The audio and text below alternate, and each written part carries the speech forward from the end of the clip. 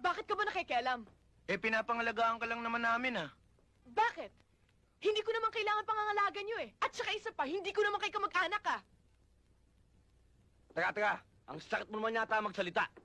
Hanggat magkakasama tayo, pamilya tayo. Iniingatan ka lang namin. Bata ka pa eh. Intindi mo naman kami. Bata. Bata ka pa, yun naman palagi ko naririnig sa'yo eh.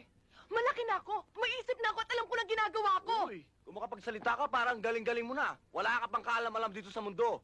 Bata ka pa, musmus ka pa. May gatas ka pa sa labi. Yan bang dahilan kaya mo akong bigyan ng karapatan at kalayaan? Eh, yung kalayaan ko, karapatan ko. Magmula nung tinulungan kita, ha?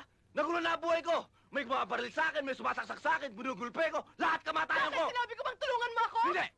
Hindi naman pala eh. So bakit mo ako sinusumbatan? Bakit mo ako tinutulungan? Hindi kita sinusumpatan! Tinulungan kita dahil mahal kita! Ngayon ko lang naramdaman sa buong buhay ko to!